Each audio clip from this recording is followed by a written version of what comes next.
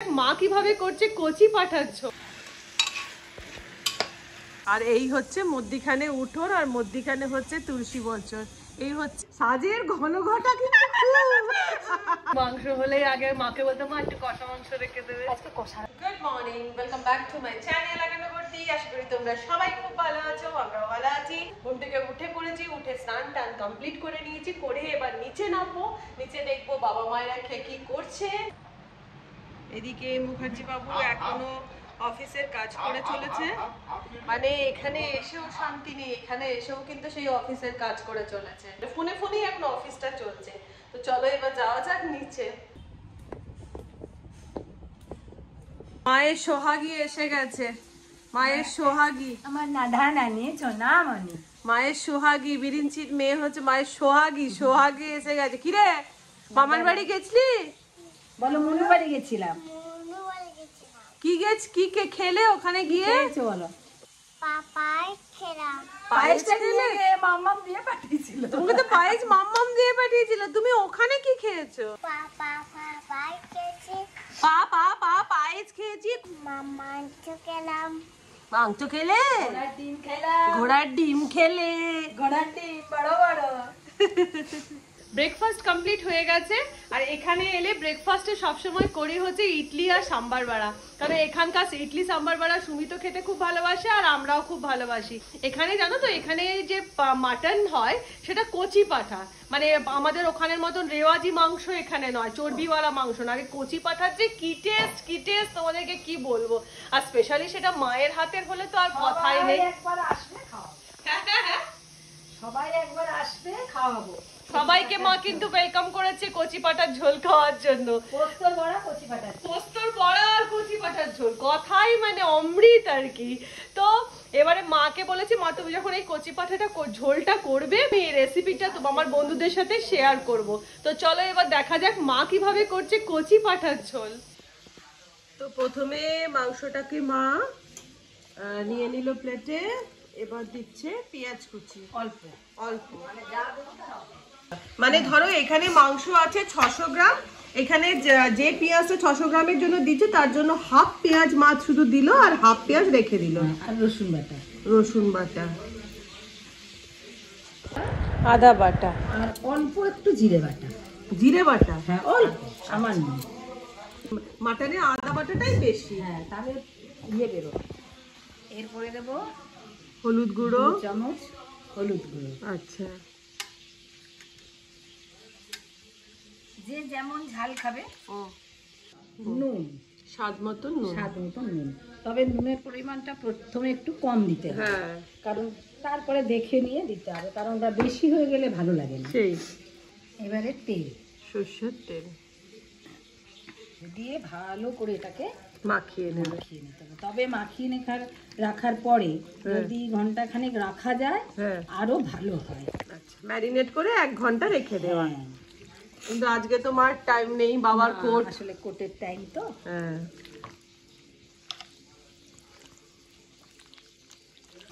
তেলটা গরম হয়ে গেলে ওই যে হাফ পেঁয়াজ রেখেছিলাম সেইটা তেলের মধ্যে দিয়ে দিই। আচ্ছা, তেল দিলে না তো প্রেসার কুকারে? দিয়ে দিয়েছি অল্প তেল, অল্প তেলেই হবে।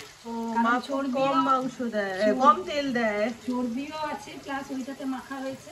আচ্ছা, প্রেসার কুকারে দিয়ে দিল অল্প পেঁয়াজ কুচি, এরপরে দিয়ে দিলাম অল্প একটু টমেটো কুচি। আচ্ছা, পেঁয়াজটা নাড়লেও না তো? আচ্ছা, আমার রান্না ওইরকম। এবার পেঁয়াজ টমেটো একসাথে নাড়া হচ্ছে, ভাজা হচ্ছে।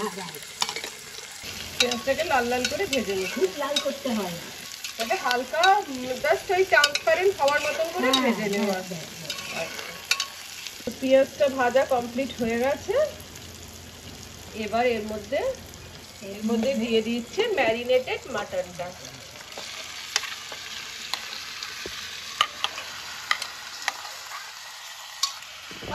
জিরে বাটা ইউজ করো না? জিরে গুঁড়ো আমার আসে না। বাটো না, বাটলে আলাদাই টেস্ট হয়। এবারে ভালো করে কষা,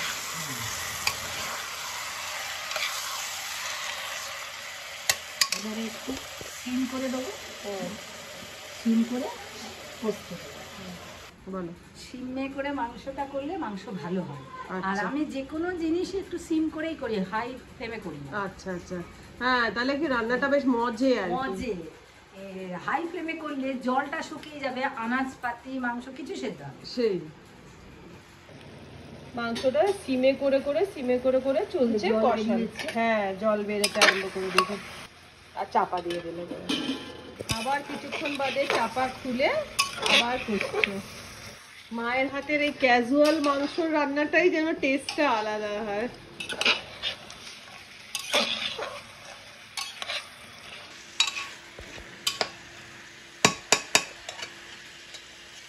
সারাদিন এই মানুষটা একবার এদিকে একবার ওদিকে একবার ওদিকে ঘুরুর ঘুরুর ঘুরুর ঘুরুর করে যাবে। জল দিয়ে দিচ্ছি, এবার দিচ্ছে গরম জল।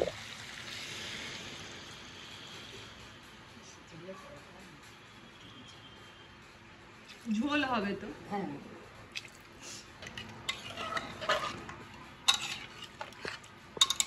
দেখ কতটা তেল বের হলো। কতটুকু তেলে করলে মাংসটা। আচ্ছা এবার প্রেসার কুকারে লিড লাগিয়ে দিচ্ছ। হ্যাঁ লিড লাগিয়ে কটা সিটি দেবে? সিটি একটাও পড়বার দরকার নেই এখানে। ও এখানে তো কচি পাঠা। করলেই সেদ্ধ। আচ্ছা যে স্টিমটা উঠবে তখন বন্ধ করে দেবো, দিয়ে আরেকবার আলু ভেজে রেখেছি, আলু আর চিনি, সামান্য একটু চিনি বাঙালি খাবার, সেইটা খুলে আলু চিনি দিয়ে আবার একবার শিশি করে দেবো। আর জাস্ট স্টিম উঠলেই হয়ে যাবে। এখন কচি পাঠা তো, সেই কচি পাঠার ঝোল। তোমাদেরকে নিয়ে যাব হচ্ছে আমাদের বাড়ির উঠোনে। এটা হচ্ছে সেন্টারে উঠোন, এইদিকে হচ্ছে বম্বাদের ঘর, এইদিকে হচ্ছে কাম্মার ঘর, আর এইদিকে হচ্ছে আমাদের বাড়ি। বাবা এই জায়গাটা কি অবস্থা, আমার শ্যাওলা পড়েছে। আর এইদিকে ম্যাডাম কিন্তু ধোয়া মোছা করতে ব্যস্ত। আর এই হচ্ছে মধ্যিখানে উঠোন, আর মধ্যিখানে হচ্ছে তুলসী বচন। এই হচ্ছে টোটাল বাড়ি। কি করছো? রান্না বান্না কমপ্লিট? যাচ্ছি, ভাতটা বাড়ো। মাংস রান্না হলো, সঙ্গে সঙ্গে চলে এসেছি মাংসর টেস্ট করতে। সেই আগের মতন মা, আগে মাংস হলেই আগে মাকে বলতাম মা একটু কষা মাংস রেখে দেবে। আজকে কষা রাখতে ভুলে গেছি। না ঠিক আছে, এই দেখো টেস্ট করছি। এই একদম নরম সেদ্ধটা হয়েছে। বাবা বসে পড়েছে ভাত খেতে। এখন বাজে হচ্ছে 11:10। বাবা যাবে কোর্টে। বাবা রেডি হয়ে গেছে, বেরোচ্ছে। তো বাবা বেরিয়ে গেছে, বাবার সাথে আমার মাংস টেস্ট করে খাওয়াও হয়ে গেছে। এবারে যাব হচ্ছে বৌদিদের সাথে একটু গল্প করতে। তো বৌদিদের সাথে গল্প করতে, আর পুজোর সময় যেহেতু এসেছি আমার সেভাবে কিছু কিনে নিয়ে আসা হয়নি কারোর জন্য, মানে বাচ্চাদের জন্য আর কি। তো সেই জন্য আমি একটুখানি ওদেরকেও একটু পুজোর জন্য হাত খরচা একটু দেবো, আর তার সাথে একটু বৌদিদের সাথে দেখা করব। চলো।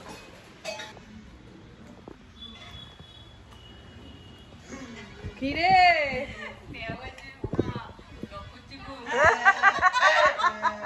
কি করছিস? চান করলে? চুল আঁচড়াচ্ছ? মামা ভালো আছে মামা? হ্যাঁ সে তো জানি বাবা। আর হ্যাঁ গো, চুল আঁচড়াচ্ছ? চান করেছ? ওহো,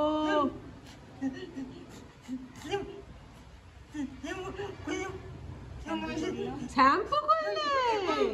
ওরে বাবা, একটু ভালো করে তেল ম্যাসাজ করে দেবে। লাগায় তাও চুল উঠে যাচ্ছে। মায়েরই দোষ, মায়েরই দোষ। কিছু করছি না, এইটা তুমি রাখবে। এইটা তো বৌদি, ওর জামার তো আমি সাইজ টাই করতে পারবো না। হ্যাঁ ওকে কিনে দেবে না।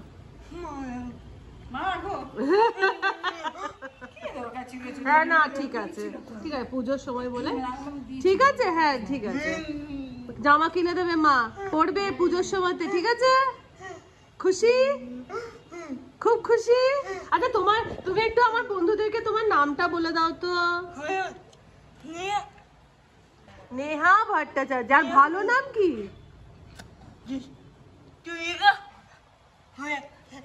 তুলিকা Bhattacharya, very good very good. সব বন্ধুরা জেনে নিল তোমার নাম তুলিকা। বন্ধুরা সবাই বলো আমার তুলিকা মিষ্টি কিনা, আমার তুলিকা মিষ্টি কিনা। না দেখি করা যাবে না। পিঙ্ক কালারের ড্রেসের সাথে পিঙ্ক কালারের ক্লিপ, সাজের ঘন ঘটা কিন্তু খুব সাজের ঘন ঘটা। আর শোন, পুজোর সময় চুলটাকে বলবি এই টুকু টুকু করে কেটে দিতে। বাবা কেটে দেবো।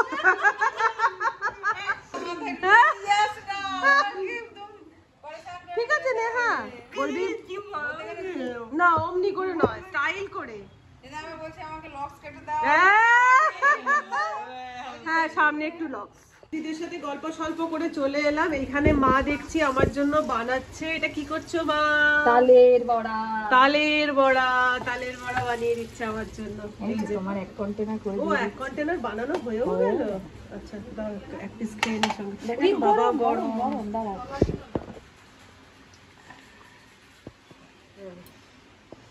দেখো তালের বড়া।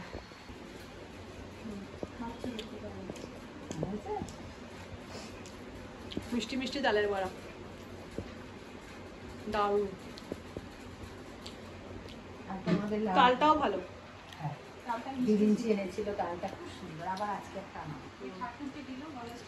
মা না বসতে পারে না, কাজ করেই যাবে করেই যাবে করেই যাবে। ভালো না, যত শরীর চালনা করবো তত শরীর তার মেয়েরা ঘুরে এত কেন ভগবান জানে। এই যে বসে পড়লাম খেতে।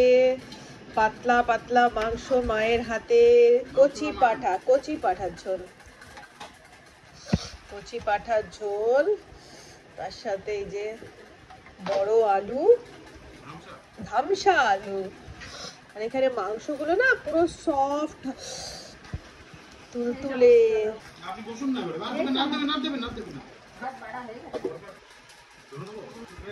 এর স্বাদ আলাদা, মা দিও না, এর স্বাদ আলাদা, দারুণ। কচি পাঠার ঝোল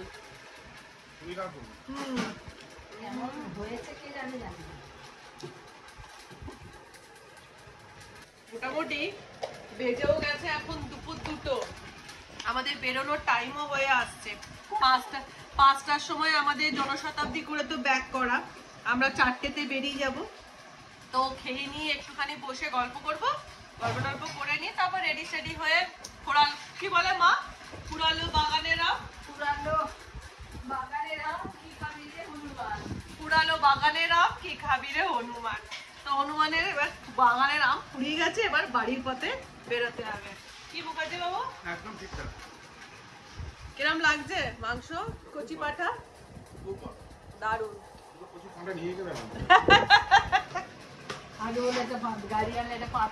আর এখানে মায়ের খাওয়াটা দেখো, মা এই দুপুরবেলা ভাতের সাথে মুড়ি মেখে খাচ্ছে। এখানে খাওয়া এরকমই। Good evening. আমাদের তো ট্রেন ছিল জনশতাব্দী, যেটা ছাড়ার কথা ছিল হচ্ছে বিকেল কটা যেন 5:10-এ, কিন্তু যেটা আমরা বেরিয়ে পড়েছিলাম স্টেশনের উদ্দেশ্যে আর কি। এবারে রাস্তায় যেতে যেতে হঠাৎ করে জানতে পারলাম ট্রেন রিশিডিউল হয়ে গেছে। আর শুধু তাই নয়, কি হ্যাপা, ট্রেন রাত্রি 9টার সময় বড়বিল স্টেশন থেকে ট্রেন ছাড়বে, যেটা আমি এসে জামশেদপুরে আসতে আসতে প্রায় 11টা-12টা। এদিকে সুমিতের কালকে আর্জেন্ট সকালবেলা মিটিং আছে, যেটা পৌঁছতেই হবে ওকে। দিয়ে আবার আমরা বাড়ি ব্যাক করে চলে এলাম। কি ঝামেলা তোমাদেরকে কি বলবো। লাস্টে ডিসাইড হলো কি করব, কোনো ট্রেন নেই, কিছু ব্যবস্থা হলো না। শেষে বাবার গাড়ি নিয়ে আমরা এখন প্রায় বেজে গেছে, কটা বাজছে গো? 6টা বাজছে। এখন আমরা গাড়ি নিয়েই বেরিয়ে পড়লাম হাওড়ার উদ্দেশ্যে। মোটামুটি বাড়ি পৌঁছতে রাত্রির 12টা বেজে যাবে। দিয়ে তারপরে আমার দাদা আছে, যে দাদা আমাদেরকে নিয়ে গাড়ি নিয়ে যাচ্ছে। তারপরে আবার ও গাড়ি করে পরের দিন সকালবেলা, মানে কাল সকালবেলা আবার ও ব্যাক করবে। তো এই ঝামেলার মধ্যে আমরা পড়লাম। আর বলো না, মানে ট্রেন নেই, কোনো ট্রেন নেই, সমস্ত ট্রেন রিশিডিউল হয়ে গেছে। জানি না কিসের জন্য হয়েছে। তো যাই হোক, আপাতত দুকা করে বেরোলাম। আর কত রাত্রে পৌঁছবো এখনো জানি না। তো এই আপডেটটা তোমাদেরকে দেওয়ার ছিল। তাহলে যাই হোক, আজকের মতন ভিডিও এখানে শেষ করছি। তোমরা সবাই ভালো থেকো, সুস্থ থেকো। আমরা ভালোই বাড়ি পৌঁছে গেলে বাঁচি। চলো টাটা। টাটা।